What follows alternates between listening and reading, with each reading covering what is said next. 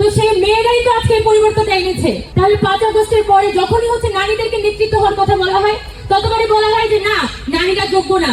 কথাটা ভুল। নারীরা অবশ্যই যোগ্য, কিন্তু এই নারীরা যাতে সামনে আসতে না পারে তার জন্য প্রতি পদে পদে নানা ধরনের বাধা তৈরি করে রাখা হয়। নানান পথ পেরিয়ে আজকে 2025 সালের 21শে আগস্ট আমি ঢাকা বিশ্ববিদ্যালয়ের কেন্দ্রীয় ছাত্র সংসদের একটি প্যানেলের ভিপি হিসেবে নিজেকে আত্মপ্রকাশ করলাম। এই যে গত 7-8 বছর, এই 6 থেকে 7 বছর আমি এই ঢাকা বিশ্ববিদ্যালয় ক্যাম্পাসে আছি এবং একটি দীর্ঘ পথ আমাকে কিন্তু এখানে পাড়ি দিতে হয়েছে। যখন আমি প্রথম 2019 সালে এই বিশ্ববিদ্যালয়ে পা রাখি, তখন ঢাকা বিশ্ববিদ্যালয়ে কিন্তু সেম একই একটা ডাকসু নির্বাচনের রং উঠেছিল এবং সেই ডাকসু নির্বাচনে আমি প্রথমবারের মতো ফার্স্ট ইয়ারের একজন শিক্ষার্থী হিসেবে কবি সুফিয়া কামাল হলের পাঠ্যক্ষ বিষয়ক সম্পাদকে আমি ইলেকশন করেছিলাম। যদিও ইলেকশনটিতে হেরে যাই, তবে অনেক অভিজ্ঞতা এবং এই ডাকসুকে কেন্দ্র করে আসলে ক্যাম্পাস পলিটিক্স কিভাবে করে অনবরত ঘুরতে থাকে সেটা আমার সচক্ষে দেখার অভিজ্ঞতা হয়। আপনারা অনেকেই জানেন যে আমি ঢাকা বিশ্ববিদ্যালয়ের সায়েন্স ফ্যাকাল্টির একটা ডিপার্টমেন্ট বায়োকেমিস্ট্রি, একদমই কার্জন হলের শেষ ডিপার্টমেন্ট বলা যায়। সে বায়োকেমিস্ট্রি ডিপার্টমেন্টে আমি ভর্তি হয়েছিলাম এবং হিউজ পড়াশোনার চাপ। এবং যখন আমরা প্রথম বর্ষে আমরা ক্যাম্পাসে আসি, তখন ছাত্রছাত্রীরা এবং আমার বন্ধুরা যারা ছিলাম ফার্স্ট ইয়ারে, আমরা নিজেদের মধ্যে কথা বলতাম যে আমরা আসলে কেমন ক্যাম্পাস চাই। সবসময় আমাদের কথা থাকতো, আমার মনে হয় যে এই যে আমাদের পলিটিক্যাল স্পেসটাতে আছি, বিভিন্ন ছাত্র সংগঠনগুলোর মধ্যে আছি, তারা পরিষ্কারভাবে অনেক কিছু বুঝতে পারে না যে মানে ঢাকা বিশ্ববিদ্যালয়ের সাধারণ শিক্ষার্থীরা আসলে কি চায়। এবং আমরা নানানভাবেই কিন্তু এই বিষয়গুলো প্রেডিক্ট করতাম এবং নিজেদের মধ্যে থেকে কিভাবে করে এই ক্যাম্পাসটাকে আরেকটু ভাইব্রেন্ট করা যায়, ক্যাম্পাসের জন্য আরেকটু বেশি ফাইট করা যায়, সেটা নিয়ে আমরা সবসময় সংগ্রাম করে গেছি। 2019 সালে ডাকসু নির্বাচনের পরপর এই ঢাকা বিশ্ববিদ্যালয়ের প্রথমবারের মতো গণরুম গেস্ট রুম কালচার শব্দটি অনেক বেশি ফেমাস হয় এবং সেই গণরুম গেস্ট রুম কালচারের বিরুদ্ধে আমাদের সাধারণ শিক্ষার্থীরা কিন্তু অনবরত আন্দোলন করে গিয়েছিল। সেই গণরুম গেস্ট রুমের বিরুদ্ধে আমরা 2019 সালে বৈধ সিট আমার অধিকার নামে একটি প্ল্যাটফর্ম গড়ে তুলেছিলাম এবং সেই প্ল্যাটফর্মের পক্ষ থেকে আমরা প্রথমবারের মতো দেখাই যে কিভাবে এই গেস্ট রুম এবং গণরুম ছাত্রদেরকে একটা রাজনৈতিক অস্ত্রে পরিণত করে। পরবর্তীতে যখন 2025 সালে আমাদের 15 জুলাই সাধারণ শিক্ষার্থীদের উপর হামলা হয়েছিল, আমরা দেখেছি এই ছাত্রলীগকে কিভাবে এই সাধারণ শিক্ষার্থীরাই পুনরায় হল ছাড়া করেছে।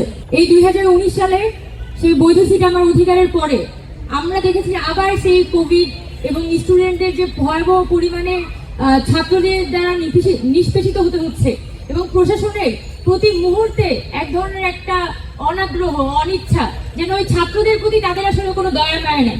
তাদের সকল দয়া মায়া যখনই ঢাকা বিশ্ববিদ্যালয়ের শিক্ষক সমিতি নির্বাচন হবে তখনই শুধু সেটা কেন্দ্রিকই তার পলিটিক্সটা রিভলভ হতে থাকে এবং তাদের সবসময় আলোচনার বিষয় তারা শিক্ষকরা কতটুকু সুযোগ পেল, তাদের কর্মচারীরা আসলে কতটুকু সুবিধা পেল, তাদের ফ্যামিলি আসলে কতটুকু চাকরি পেল, অতটুকুর মধ্যে কিন্তু তাদের চিন্তা জগৎটা সীমায়িত।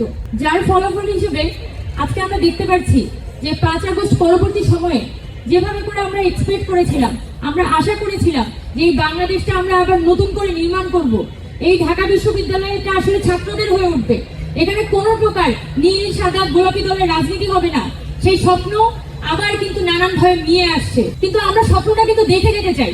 সেই 2019 সালে যখন আমি প্রথম ক্যাম্পাসে এসেছিলাম, সেই ক্যাম্পাসে এসে আমি স্বপ্নটা দেখেছিলাম যে এই ক্যাম্পাসের ছাত্রদের হবে, এটা কোনো সাদা নীল গোলাপি দলের হবে না, এটা কোনো নির্দিষ্ট দলের এজেন্ডা বাস্তবায়নের কেন্দ্র হয়ে দাঁড়াবে না। এবং এটা কিন্তু প্রমাণিত হয়েছে যখন 2024 সালে জুলাই অভ্যুত্থানে 15 জুলাই যখন আমাদের নারী শিক্ষার্থীদের উপর হামলা হয়, এই শিক্ষার্থীরা এই প্রত্যেকটা 18টি হল থেকে তারা হল ছাড়া করে। এই যে সাহস, এই সাহসটা সঞ্চারিত হইতে অনেক পথ আমাদের পাড়ি দিতে হয়েছে, অনেক কথা আমাদের বলতে হয়েছে এবং অনেক আবরার ফাহাদের মতো ছাত্রদের, হাফিজুল মোল্লাদের মতো ছাত্রদের, আবু বকরের মতো ছাত্রদের তাদের জীবন দিতে হয়েছে। আজকে 5 আগস্ট পরবর্তী সময়ে হয়তো সেই গণরুম গেস্ট রুম আমরা এই মুহূর্তে দেখছি না, আমাদের হলগুলোকে হয়তো আমরা দেখছি না যে কোনো দলীয় ভাই এসে সেখানে সিট দিচ্ছে, কিন্তু ভবিষ্যতে যে এটা হবে না তার তো কোনো নিশ্চয়তা নেই। এবং আমরা মনে করি যে এই ডাকসু একটা ডিসাইসিভ ফ্যাক্টর, এই ডাকসুর মাধ্যমে নিশ্চিত হবে যে আগামী দিনে আমাদের হলগুলো কি দখল হবে কিনা, আগামী দিনে আমাদের ক্যাম্পাস কি আবার একটা সন্ত্রাসের মুখোমুখি হবে কিনা, এবং এই সিদ্ধান্তটা আসলে আমাদের শিক্ষার্থীদেরকেই নিতে হবে। আমরা আজকে এই প্যানেলটি যে ঘোষণা করেছি স্বতন্ত্র শিক্ষার্থী ঐক্য, আমরা মনে করি একটা ঐতিহাসিক একটি ক্রান্তিকালের মুহূর্তে আমরা এই প্যানেলটি ঘোষণা করেছি। এবং আমরা গত 5 আগস্ট পরবর্তী সময়ে এই ঢাকা বিশ্ববিদ্যালয়ের যে ধরনের রাজনৈতিক সংস্কার এবং যে ধরনের একাডেমিক সংস্কারের মধ্যে দিয়ে যাওয়ার কথা, সেই সংস্কারের কথাই আমরা আমাদের প্যানেলের মধ্য দিয়ে তুলে আনবো। এবং আমরা বিশ্বাস রাখি আমাদের যে চাওয়া, আমাদের যে কথা, সেটা এই আমাদের সাধারণ শিক্ষার্থীদেরও চাওয়া, এবং তাদের ভয়েস হয়ে ওঠার জন্য আমরা এতটা সাহস করে আমাদের এই পূর্ণাঙ্গ প্যানেল আজকে আত্মপ্রকাশ করেছি। এবং আমরা অত্যন্ত আশাবাদী যে আমাদের শিক্ষার্থীরা আগে যেহেতু 2019 সালের নির্বাচনে তাদের হয়তো ওই সুযোগটা ছিল না, এবার কিন্তু ওই সুযোগটা আছে। ক্যাম্পাসের গতিমুখ কোন দিকে যাবে সেটা শিক্ষার্থীরা